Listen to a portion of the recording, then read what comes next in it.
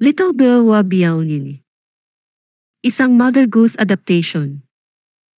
Little Boy Blue ay hindi niya tunay na pangalan.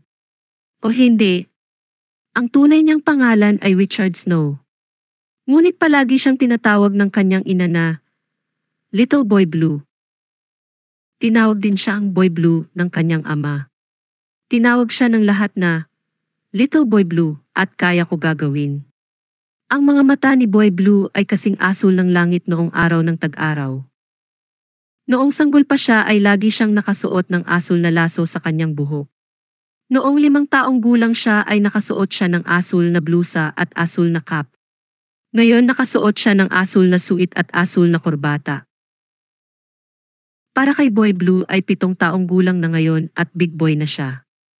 Nakatira si Boy Blue sa isang malaking bukid sa bansa.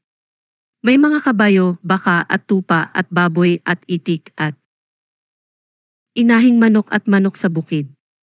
Siyempre, pinakagusto ni Boy Blue ang mga baka at tupa. Gusto niyang itaboy ang mga baka sa pastulan sa umaga.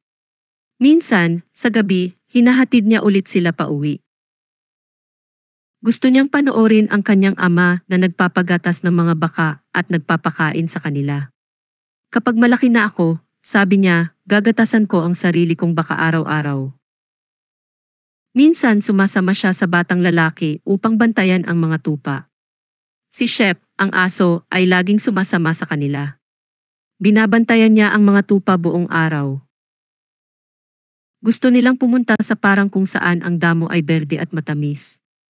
Ngunit itinataboy sila ni Shep sa bawat oras.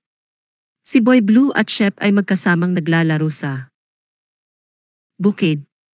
Tumatakbo sila at tumatalon at naghahabulan. Nagtago si Boy Blue at nahanap siya ni Shep. Bow wow, sabi ni Shep. Narito ka na. Ngayon para sa isang pagsasaya. At umalis na ulit sila. Si Boy Blue ay mahilig magpakain ng mga manok. Gusto niyang itaboy ang mga itik sa batis at panoorin silang lumalangoy sa tubig. Minsan tinutulungan niya ang kanyang ina sa pag-aalaga kay little sister. Pagkatapos ay tinawag niya siyang munting katulong.